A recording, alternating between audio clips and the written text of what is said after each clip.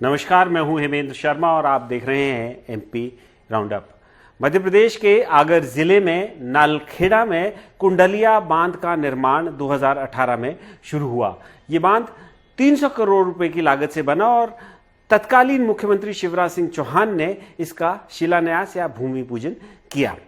अब जब किसी बांध का निर्माण होता है तो पुनर्वास भी होता है, विस्थापन होता है तो पुनर्वास होता है। पहले विस्थापन हुआ, पुनर्वास हुआ और पुनर्वास के लिए सरकार ने तय किया कि प्रति व्यक्ति 5 लाख रुपए दे दिए जाएंगे, लेकिन शर्त सिर्फ ये थी कि उस व्यक्ति की आयु जो है 18 साल से ऊपर होनी चाहिए, चाहे वो एक ही परिवार में कितने भी व्यक्ति हों।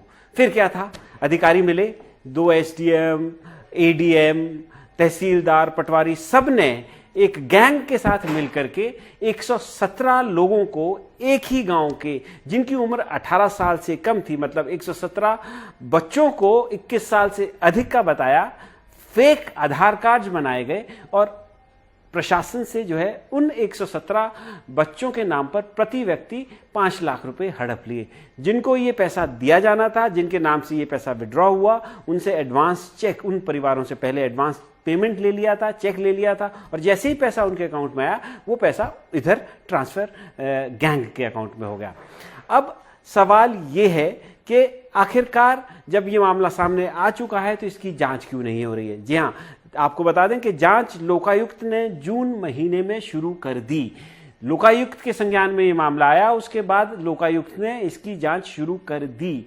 लोकायुक्त ने कलेक्टर से कागज मांगे, कमिश्नर से कागज मांगे, वहां से भी नहीं मिले तो प्रिंसिपल सेक्रेटरी रेवेन्यू से कागज मांगे।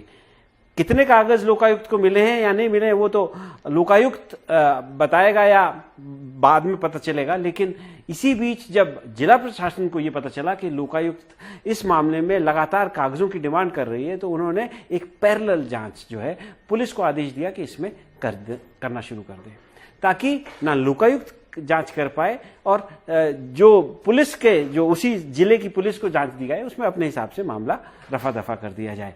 खैर, अब सवाल यह है कि मध्य प्रदेश में जितने इस तरह के डैम्स बनते हैं उसमें कोई ना कोई घोटाला आपको देखने को मिल ही जाता है। पिछले कुछ दिनों में या कुछ एक साल भर पहले आपको याद होगा एक कारम डैम का मामला सामने आया था, जहां पर एक डैम को जो है तोड़ना पड़ा था क्योंकि उसमें रसाव हो गया था। और अब जो है कुंडलिया डैम का मामला जो है सामने आया है। हमारे साथ इस समय मौजूद हैं senior journalist mister Arun Dikshit ji. Sir, आपका बहुत बहुत स्वागत है। और आज जो ये पानी से संबंधित, आज बारिश भी बहुत हो रही है मध्य प्रदेश में, पूरे देश में बारिश का कहर मच रहा है, कई जगह डैम्स टूट भी रहे हैं, लेकिन यहाँ डैम्स की मध्य प्रदेश में कुछ और कहानी सामने नजर आ रही है। कुंडलिया डैम का जो ये षड्यंत्र रचा गया, जिस तरीके से भ्रष्टाचार हुआ, इसको आप कैसे देखते हैं? देखिए, अभी आजकल एक शब्द बहुत चल रहा है दिल्ली से लेकर जहां बीजेपी की सरकार है, विकास जी। 3 अक्षर या 3.5 अक्षर के शब्द पर कितने लोग सवार हैं, ये आपका ये जो मुद्दा है आज ये बताता है कि विकास की आड़ में, विकास के नाम पर डैम बनना था और उस डैम का जो पुनर्वास के लिए जो मुआवजा मिलना था उसमें कितने हिस्सेदार बने। तो मध्य प्रदेश में सबसे बड़ा उदाहरण इस तरह की चीज का है तो वो है नर्मदा पर जो बना बांध, नर्मदा सागर जो है, जिसको लेकर के नर्मदा बचाओ आंदोलन जैसा संगठन ने कितना बड़ा आंदोलन किया, 3 दशक से ज्यादा हो गए हैं। किस तरह से उन आंदोलनकारियों को कुचलने की कोशिश हुई, उन पर मुकदमे हुए, आज तक सुप्रीम कोर्ट में केस चल रहा है। उनकी भी यही मुद्दा था कि जो पुनर्वास है, सबसे बड़ा घपला पुनर्वास में है। और आपको याद होगा कि अभी पिछले दिनों एक आईएएस अफसर से मिले तो उन्होंने कहा था कि सबसे बड़ी चोट जो होती है गांव के आदमी पे, गांव के आदमी को तो मिलता ही क्या है कि उसका या तो मुआवजा को कम कर देते हैं या फिर उसमें से हिस्सा ले लेते हैं। और उस हिस्से में ऐसा नहीं है कि जो आपने कहा पटवारी, कानूनगो, तहसीलदार, एसडीएम, डीएम, एडीएम, सबका हिस्सा है, सब पूरे उससे जो है मिली भगत है। क्योंकि एक बात समझिए, ये कहते हैं कि पुनर्वास तुमको क्या है, तुमको तो फ्री में मिल रहा है। ये कह के गांव के, मध्य प्रदेश के गांव में आज भी आदमी बहुत सरल बोला है और वहां ऐसी लूट हर योजना में हुई है। आप एक की बात कर रहे हैं कुंडिया की, अगर आप देखें तो चाहे वो शिवपुरी की योजनाएं हो, चाहे वो रीवा का संजय सागर हो, चारों तरफ ये चीजें आई है, लूट। अच्छा सर, ये एक गांव है जिसमें ये मामला सामने आया है और इसमें प्रथम दृष्टया ये समझ में आया है, पता चला है, हमारी लोकायुक्त में सूत्रों से बात हुई है कि एक गांव में लगभग 5 से 6 करोड़ रुपए के बीच जो है इन्होंने स्विंडल किया है, सैफन किया है।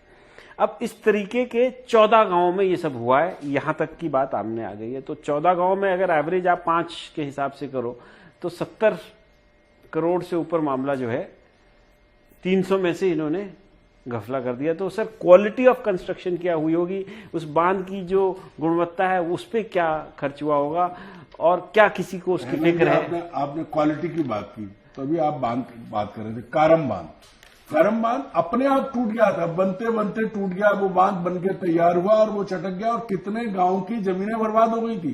ये अलग बात है कि जनहानि नहीं हुई थी, जब क्रैक हुआ उसमें और पानी रिसने लगा तब उसको तोड़ के पानी निकाला, वो भी हम लोगों ने आवाज उठाई, मीडिया ने आवाज उठाई। हाँ जी।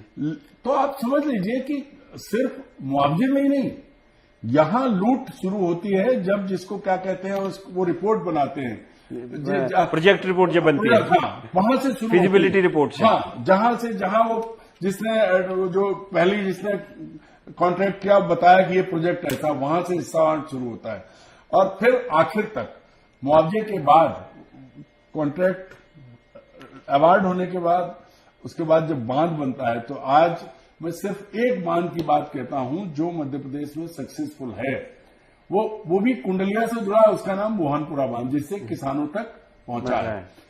लेकिन बाकियों की सबकी हालत यह है, मैं एक बात और आपको बताता हूं, आज भी रिकॉर्ड पर आप ढूंढेंगे करीब 1000 करोड़ रुपया एक वो कंपनी जिसका मालिक फर्जी ई टेंडर के उसमें जेल में गया था, उसको पेमेंट कर दिया गया। और ये नहीं कहा, बीजेपी ने भी किया, कांग्रेस ने भी किया, और वो पैसा उसने कहीं खर्च नहीं किया, वो पैसा ले गया, रिकॉर्ड पर है, इस पर इरिगेशन डिपार्टमेंट की वेबसाइट पर था कि 800-900 करोड़ या 1000 करोड़ जा चुका है उसको, कोई पूछने वाला नहीं। क्यों?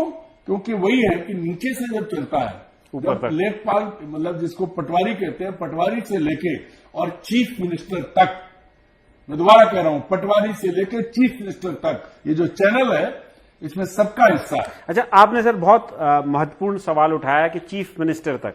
अब मैं आपको छोटा सा याद दिलाना चाहता हूं कि भोपाल में एक बीआरटीएस का कॉरिडोर बनाया गया था।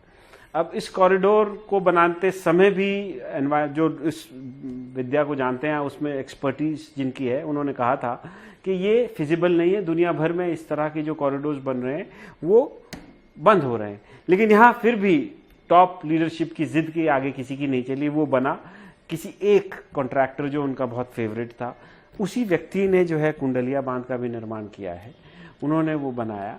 और फिर जो है अब वर्तमान सरकार ने आके उसको कॉरिडोर को खत्म कर दिया, क्योंकि पॉपुलर डिमांड ये थी कि इससे एक्सीडेंट बहुत हो रहे हैं, ट्रैफिक में ये बहुत दिक्कतें कर रहा है। लेकिन मेरा सवाल आपसे ये है कि चाहे कुंडलिया बांध हो, चाहे भोपाल का वो बीआरटीएस कॉरिडोर हो, आप करेक्टिव मेजर्स तो ले रहे हैं कि उसको हटा रहे हैं, उसको ठीक कर रहे हैं, लेकिन जो मूल रूप से उस करप्शन के लिए जिम्मेवार था या जिस व्यक्ति ने वो गलत डिसीजन लिया था, जिस ब्यूरोक्रेट ने वो गलत डिसीजन लिया था, उसके ऊपर क्यों कोई कार्रवाई नहीं होती है?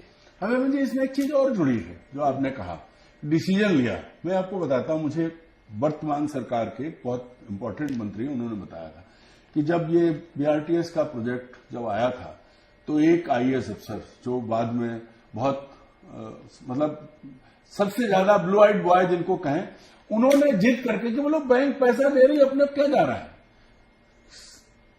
जब इस धारणा के साथ तो सर बैंक तो ब्याज पे दे रही है, उनको ऐसा लग रहा है मुफ्त में मिल रहा है, जब क्योंकि उनको हिस्सा बांट मिलता ना जी। मैंने कहा ना, लेखपाल से लेके पटवारी से लेके और मुख्यमंत्री तक। तो मैं वो किस्सा बता रहा हूं कि जबरदस्ती बीआरटीएस बनाया गया, और ये क्यों, तो पैसा आ रहा है जी।